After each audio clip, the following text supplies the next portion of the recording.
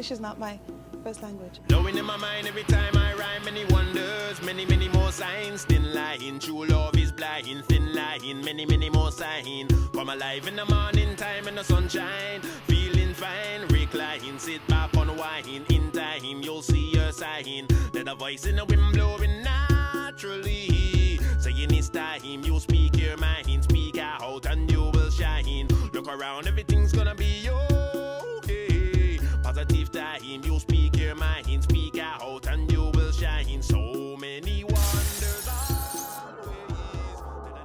My research has shown that the black child is treated more harshly, marginalized, misunderstood, and there is this labeling. So there is an experience that the children have had that has not been spoken about from our point of view, and that's why this research is called The Way We See It. We are now old enough to be able to speak from our point of view about what happened to us.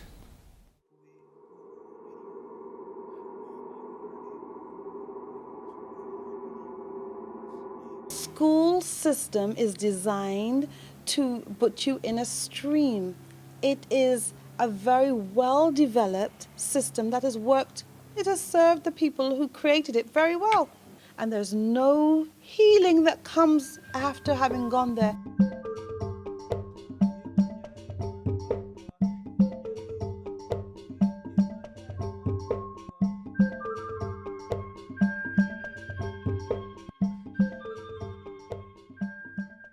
This education system is built on ideas from philosophers from a period of so-called enlightenment.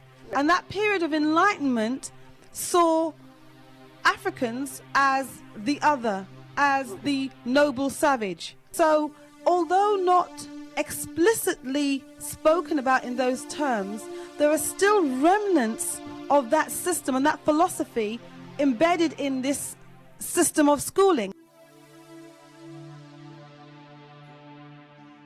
The person who's educated, the person who's wise, especially traditionally from Africa and the Caribbean, didn't necessarily have a qualification. They were your grandmother, they were your grandfather, they were the elder who knew something, they were the person who had studied herbs or whatever. They didn't have to have that piece of paper.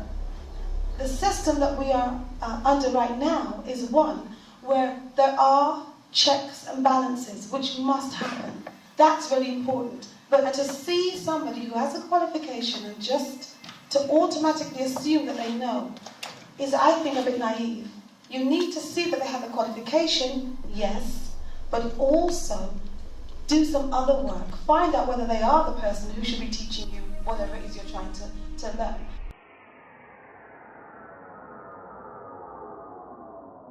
In my book, I advocate that we have to have what I'm calling a difficult conversation, because the conversation's prickly. We have a shared history that many people don't like to talk about. It's can we forget that? Yes. And we can't forget it because it's part of our heritage and our legacy.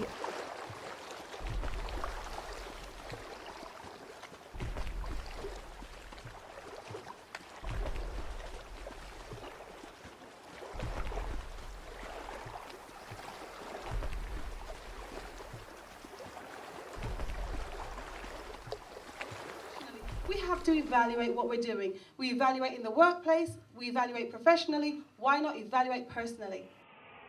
I think it's important to recognize that whatever we're going through, it may be that it's building our spiritual character. I really believe that these things happen. You get scars. These things help to build spiritual character. And every one of us has the opportunity to take the spiritual character that we have right now and make a change in the lives of ourselves, but also in the lives of other people, because there is no separation. Life is a journey. Now, where have you been?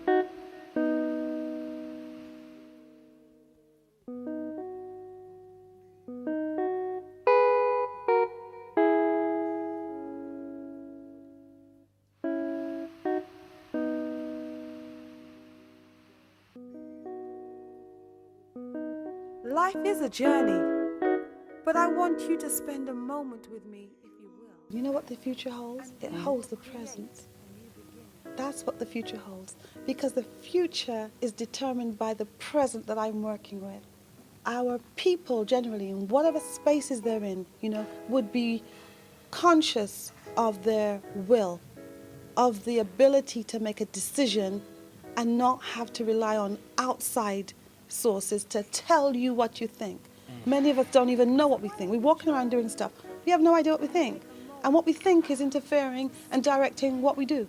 So we would know what we think, all of us, right? We would know what we feel and we would own it. So when we go into spaces where, there's hurt, we would give ourselves permission to cry. We would give ourselves permission to laugh. We would give ourselves permission to be angry. We would give ourselves permission to be.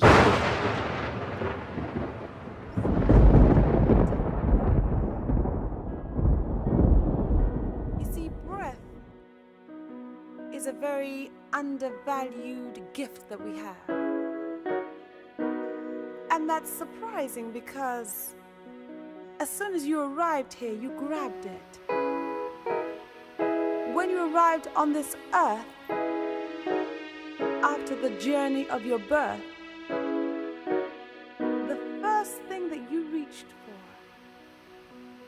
for. We would imbue spirituality in everything. When we cook, when we love, when we listen, when we're still, when we move, when we analyze, when we evaluate, spirit would be in the heart of everything. And not spirit as determined by another set of people, but spirit in its very essence that doesn't need to be described. I'm very clear that I don't need to tell everybody what they should be doing because I'm not in a position to do that. What I'm directing people to do is to go inside of themselves and get the information. We all can do what I'm doing. So let's meditate for a while. Breathing in. Breathing out. My earliest memory of injustice is like when I was 5. It's not as simple as who is the enemy, because you could easily point a finger and miss all the other things. This is quite complex. There's a systematic process that has been happening to us. We know it's been happening to us, or we speak as if we know it's been happening to us, but our response to it is interesting. So for me, one of the things that's the enemy is that if you don't know yourself, enemy number 1. If you claim to know yourself, but you don't activate yourself, enemy number 2.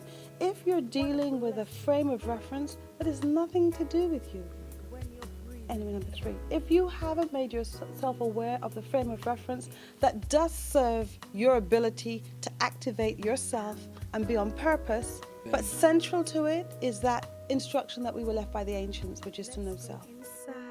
And I'm not just talking about, your family tree, this was my uncle and this is the people he came from, and there are things happening on a spiritual level. What I do is educate, what I do is heal, what I do is teach, what I do is learn. Yeah. So it's that way of seeing it rather than saying, are you a this, are you a that, because straight away you're doing that thing that is not our frame of reference.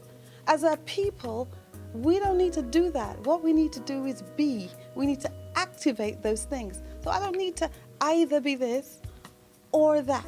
I can actually be all of that and more. And you can know that I'm those things because there's a part of you that doesn't rely on English to tell you what I am. We never get weary. We're down in the valley for a very long time. We never get weary.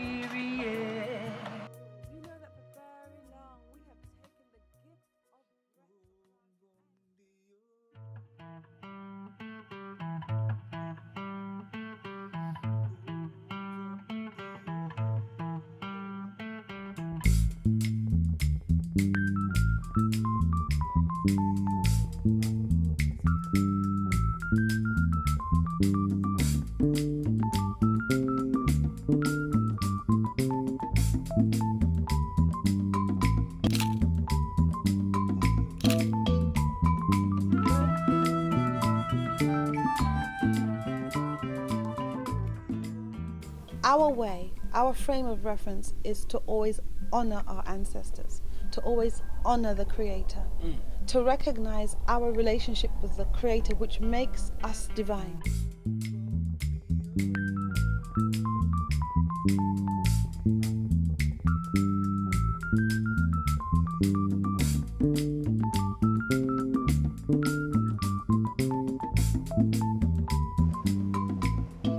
If you're not taking care of yourself, if you don't know about yourself, then all the people you claim to love, you're not loving them in the way you could do. So it's about putting yourself in the frame. So thinking, I'm not just thinking on a kind of superficial level. I mean, understanding, doing the excavation about, do you know what you think? So for me, it would be putting yourself in the frame and having compassion for yourself. She black till she blue. Her naked new moon midnight hue is a clear clue to the nature of her origin. She is of a people that the Bible calls blameless, without sin. It is easy to lose yourself in her melanin, get lost navigating the night sky of her skin. Her 32-star constellation of a smile draws you in and produces a rush of adrenaline that forces you to focus on the twin moons of her face, between and behind her brow. And for ages, many have wondered how to define her, how to box her in, but they could never build a box with enough room. This woman does not have a heartbeat. She has a heart boom. And it quakes from beneath the apparent comfort and calm of her chest, producing a vibration that does bless and ionize the air, compelling men, women, and children of all nations to draw near to suckle from the sweet sweat of her dance. The motion of her hips leaves you in trance. And she remembers you. And you remember her too. You remember her as Het Heru, otherwise known as Oshun, fragrant sunflower forever in bloom. You remember her as Aset, mother of devotion, otherwise known as Yimaya, eternal ebb and tide of the ocean. You remember her as Ma'at, whose love levels and balances your spirit. You remember her as Oya, guardian of those beyond the tomb. You remember sheltering in her womb until the time of your resurrection.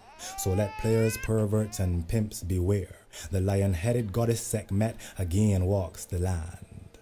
She is not the opposite, but the complement of the lion-headed god-man.